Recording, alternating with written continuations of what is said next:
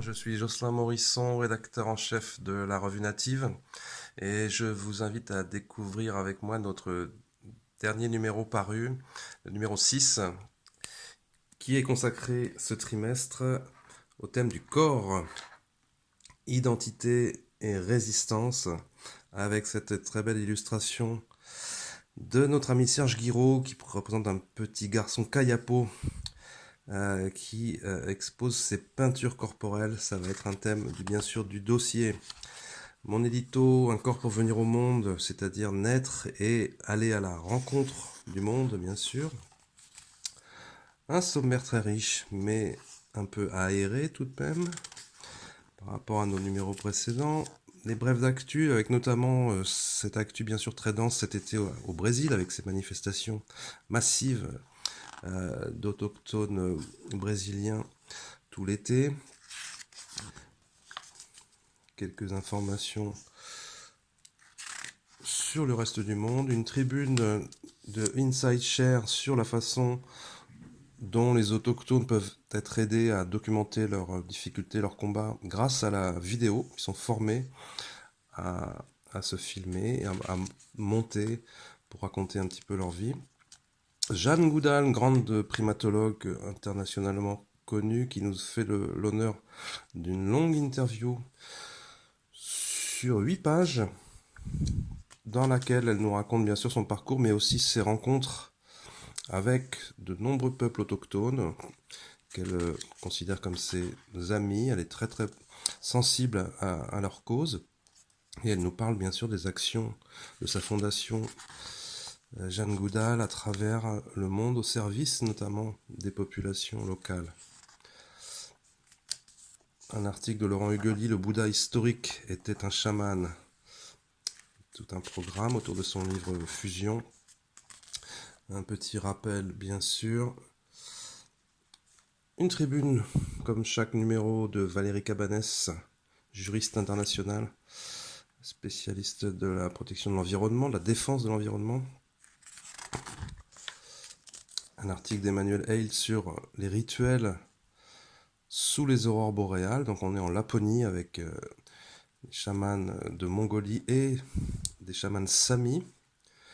Les samis étant le dernier peuple autochtone du continent européen, dont on n'a pas encore parlé dans Native, hormis très succinctement. Donc c'est la première fois qu'on a un long reportage sur ce peuple.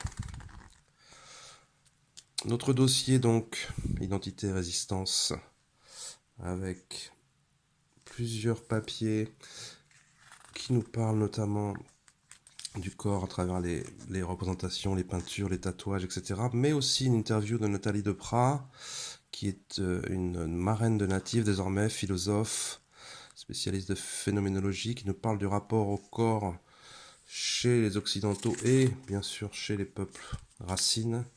Elle est également experte en bouddhisme.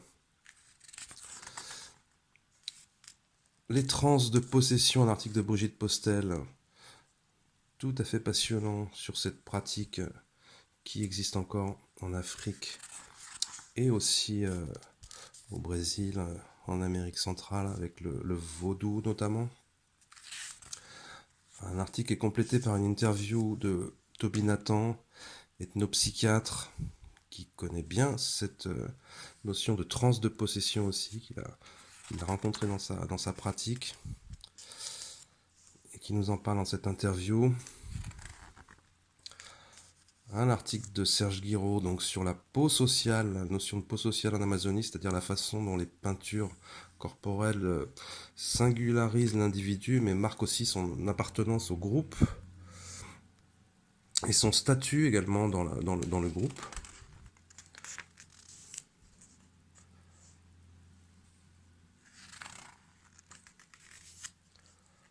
Illustré par ses propres photos. Le tatouage, bien sûr, qui fait partie des pratiques de marquage corporel dans beaucoup de traditions, notamment en Polynésie évidemment. La scarification aussi, un peu plus impressionnant, mais c'est quelque chose qui est encore très présent également. On a ça aussi, le marquage dans la tradition amérindienne. On a un papier sur ce thème de Maurice Rebex, grand photographe, explorateur et pratiquant lui-même de cette danse du soleil. Les femmes girafes en Birmanie, donc dans la tribu des Padong, une tradition qui perdure, mais ces femmes sont un peu prisonnières aussi de leur statut finalement, puisqu'elles sont un peu exhibées comme des pièces folkloriques. Donc c'est quelque chose qui est très difficile à vivre pour la plupart d'entre elles finalement, hein. On a des femmes girafes également en Afrique. Le portfolio de François Guéné, photojournaliste, photoreporter sur les danses de la Terre, avec la collaboration de la Maison des Cultures du Monde, qui notamment nous a permis de vous proposer des liens sous forme de QR code, où on peut entendre finalement les sons qui correspondent à ces reportages photos. On peut entendre la musique des danses.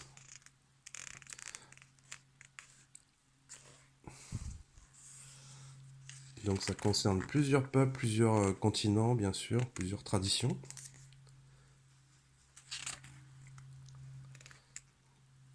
Y compris les fameux derviches tourneurs du soufisme.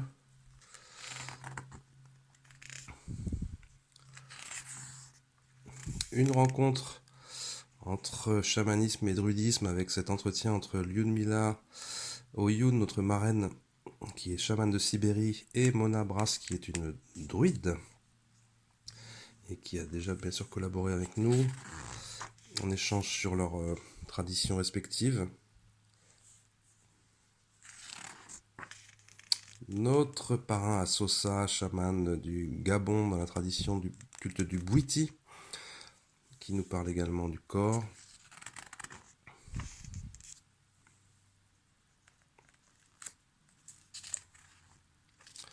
Anne-Marie Sayers, c'est également une de nos marraines, membre du peuple Ohlone de Californie du Nord. Elle nous raconte un peu l'histoire de son peuple et la façon dont on peut reconquérir son histoire donc aux États-Unis. Isha de Nubia, chanteuse, guérisseuse, conteuse, qui nous parle de ses racines africaines, issues des peuples Manguissa et Eton notamment.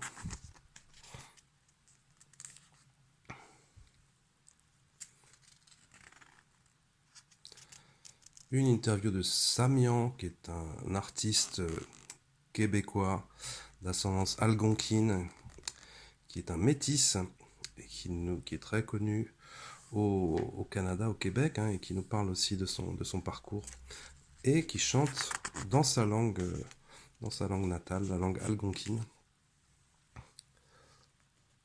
C'est un vrai combat pour lui. Un papier sur les marques de naissance, tout à fait surprenant.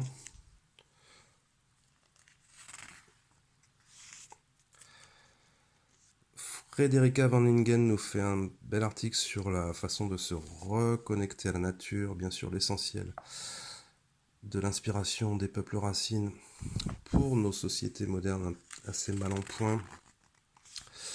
C'est autour de son livre 101 façons de se reconnecter à la nature.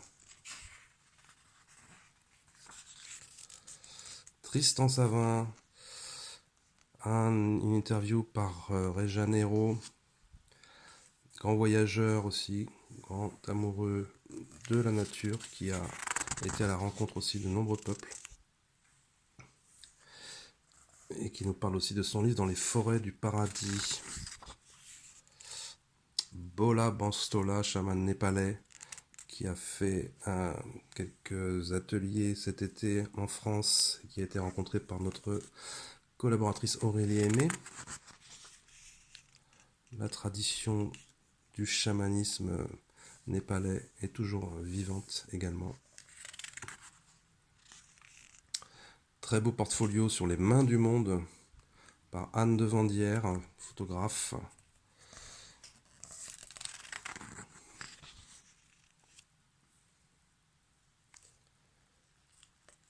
Avec des textes extrait de son livre.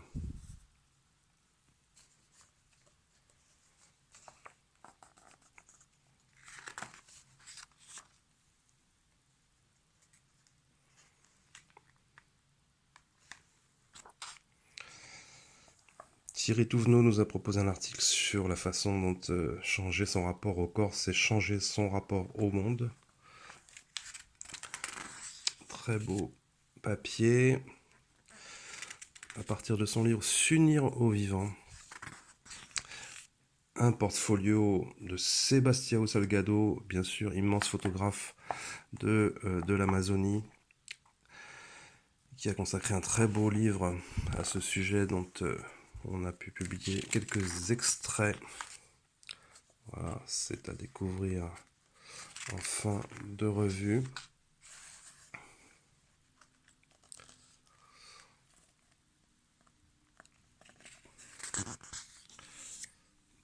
Un article de Marie-Pierre Dylan Seger sur le corps en tant que vaisseau de l'âme, notamment dans la tradition chinoise. Et enfin, notre rubrique Entreprendre autrement avec Julita Popiola qui nous parle aussi de son parcours. Voilà, donc ce numéro, je vous invite à le découvrir. Bien sûr, il y a le billet de notre directeur de la rédaction, Jean-Pierre Chopton, sur le corps également. J'espère que vous aurez l'occasion de découvrir ce numéro et que ça vous donnera envie de soutenir Native. On a besoin de lecteurs, on a besoin d'abonnés. Donc n'hésitez pas, si la revue vous plaît, également à en parler autour de vous et à la faire connaître.